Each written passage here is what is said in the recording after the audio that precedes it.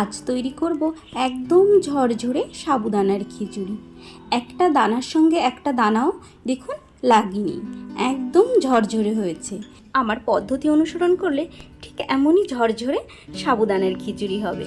উপোসের দিনের একটি দারুণ রেসিপি সাবুদানার খিচুড়ি। চলুন দেখা যাক কিভাবে করছি। এখানে আমি নিয়ে নিয়েছি 200 গ্রাম সাবুদানাগুলোকে খুব ভালোভাবে 5-6 বার জল পরিবর্তন করে ধুয়ে নিতে হবে, যতক্ষণ না স্বচ্ছ জল আসছে। সাবুগুলোকে খুব ভালোভাবে ধুয়ে নিয়েছি। এখন দিয়ে দিচ্ছি 1/2 কাপ জল, অর্থাৎ এখানে আমি 2 কাপ সাবুদানা নিয়েছিলাম, তার জন্য দিলাম 1/2 কাপ জল। 5 ঘন্টা মতো ভিজিয়ে রেখেছিলাম। দেখুন কেমন ঝরঝরে হয়ে গেছে, গায়ে একটুও জল নেই, আর কত সফট হয়েছে। আমি যে পরিমাপে জল ব্যবহার করেছি ঠিক এই পরিমাপ অনুসরণ করলে এমনই ঝরঝরে হবে। 2 মুঠো বাদাম ভেজে নিয়েছি, সেই কড়াইতে দিয়ে দিয়েছি 1 চামচ সাদা তেল, দিয়ে দেব 1/2 চামচ গোটা জিরে ফোড়ন, দেব 1 চামচ আদা কুচি,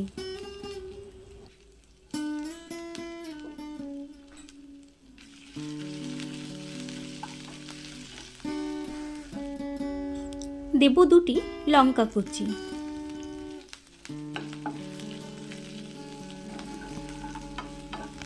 একটি মিডিয়াম সাইজের আলুকে পাতলা এবং ছোট ছোট করে কেটে নিয়েছি। এখন দিয়ে দেব আলুগুলো,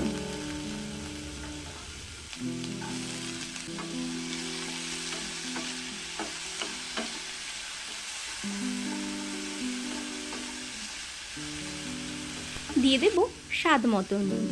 আপনারা উপোসের দিনে যে নুন ব্যবহার করতে চান সেটা দেবেন। গ্যাসের ফ্লেমটা লো করে আলুটা ভেজে নেব, যাতে আলুটা খুব ভালোভাবে সেদ্ধ হয়ে যায়। 3-4 মিনিটের জন্য ঢেকে দেব। ভাজা বাদামের অর্ধেকটা বড় টুকরো করে গুঁড়ো করে নেব, আর অর্ধেকটা রেখে দেব।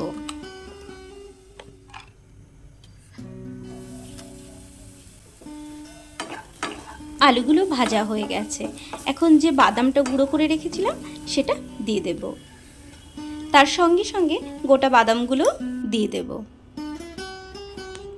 ভালো করে মিশিয়ে নেব।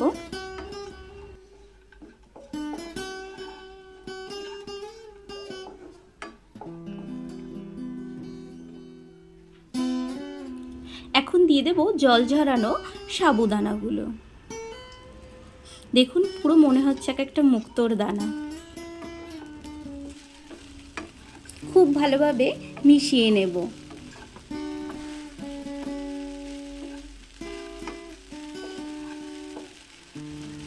দিয়ে দেবো কিছুটা ধনেপাতা কুচি,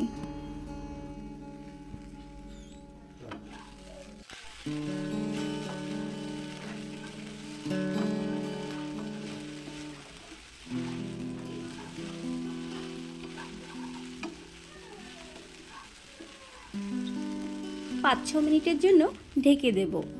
গ্যাসের ফ্লেমটা অবশ্যই এখানে লো থাকবে।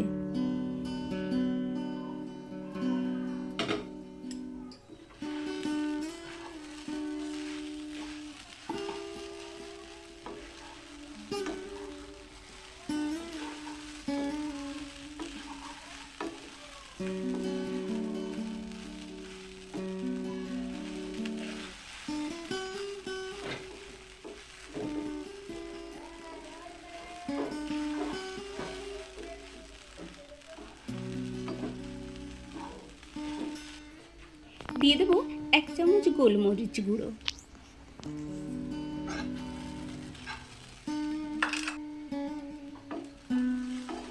গোলমরিচ গুঁড়ো দিয়ে ভালো করে মিশিয়ে নেব। তারপর আবার 5 মিনিটের জন্য ঢেকে দেব। 2 মিনিট পর গ্যাসের ফ্লেমটা বন্ধ করে দেবেন। আমাদের রান্নাটি একদম রেডি। যখন দেখবেন যে সাবুদানাগুলো স্বচ্ছ হয়ে গেছে, একটুও ভেতরে সাদা নেই, তখন রান্নাটি কমপ্লিট হয়ে যাবে, অর্থাৎ সাবুটা সেদ্ধ হয়েছে। এখানে আপনারা একটু লেবুর রস ব্যবহার করতে পারেন, আমার ছিল না তাই দেওয়া হলো না। শুধুমাত্র উপোসের দিন নয়, যে কোনো দিন রান্না করতে পারেন, দারুণ লাগে খেতে। আর আমার রেসিপিটি কেমন লাগলো কমেন্টস করে জানাতে ভুলবেন না। ভালো লাগলে লাইক শেয়ার করবেন। এরকম রেসিপি দেখতে হলে চ্যানেলটি অবশ্যই সাবস্ক্রাইব করবেন। Thank you.